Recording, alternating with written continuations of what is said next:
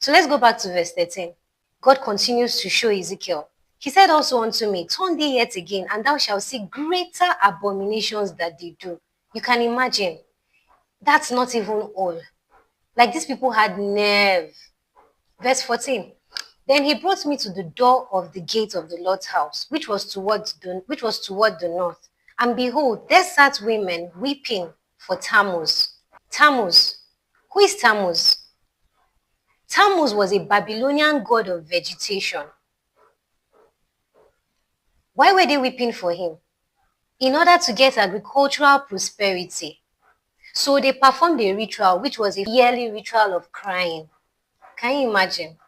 Wasting tears for no reason. And do you know the sad part and the irony of this? Before the children of Israel entered the land of Canaan, God had already told them that this land that you are entering, God himself is the personal gardener. His eyes are always upon it from the beginning of the year until the end. Do you know what that means? Raining season is taken care of. Harvesting season is taken care of. Planting season is taken care of. So you have no need to worry about yielding 100-fold from the land.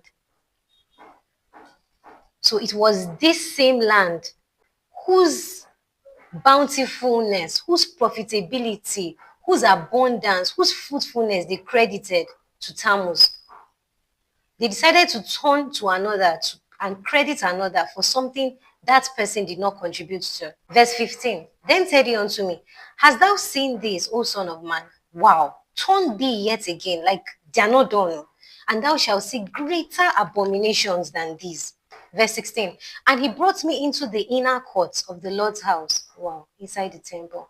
And behold, at the door of the temple of the Lord, between the porch and the altar, were about 25 men with their backs toward the temple of the Lord and their faces toward the east, and they worshiped the sun toward the east. Turning your back on someone means that your heart has left that person. You don't leave tete. You don't send the person again. You've heard the expression, don't turn your back on me, don't abandon me. Now, towards God is where their faces should have been. But in this case, they turned their backs to him. 2 Chronicles 29:6. For our fathers have trespassed and done that which was evil in the eyes of the Lord our God, and have forsaken him, they abandoned him, and have turned away their faces from the habitation of the Lord, and turned their backs. So they moved their attention away from God and to the east to worship the sun. They worship the sun. Deuteronomy 4:19. Let's see what God said about worshiping celestial bodies, heavenly bodies, things in the sky.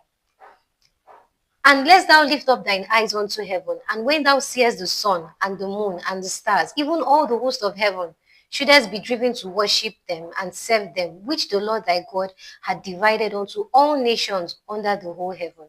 So God was against this. He said, don't do it. Ezekiel 8:17. Then said he unto me, have you seen, son of man? Is it a light thing? Like, is it a trivial thing? Is it a small thing? Is it beans to the house of Judah that they commit the abominations which they commit here? For they have filled the land, not the temple now, the land, with violence, and have returned to provoke me to anger. And see, they put the branch to their nose. Ezekiel 8:18, let's read it. Therefore will I also deal in fury. My eye shall not spare, neither will I have pity. And though they cry in my ears with a loud voice, yet will I not hear them. So when God tells you to do something or not do something, you should trust him, because he's privy to information, intel that you are not privy to. He sees the full picture. When it seems like there's a stormy blast, like a storm is brewing, and he says, relax, please relax. When it seems like there's calm, all is well, and he says, run, please run. He bringeth to light the shadow of death. So you can trust his counsel. Job 12:22. He discovereth deep things out of darkness and bringeth out to light the shadow of death. For example, you want to close a deal with a certain businessman, or you're about to approach a certain lady for a relationship. or you're about to enroll your children in a particular school, or someone in your school hostel is trying to be friends with you and God tells you no. Then you wonder why. Everything checks out. All seems to be fine. The person seems genuine and honest, but he says no. If you go ahead, that calm that you saw will eventually be the calm before the storm. Obedience will bring you peace. Trusting in his ability to bring to light hidden things, his ability to see beyond the human field of vision, will save you from falling into the trap of the devil.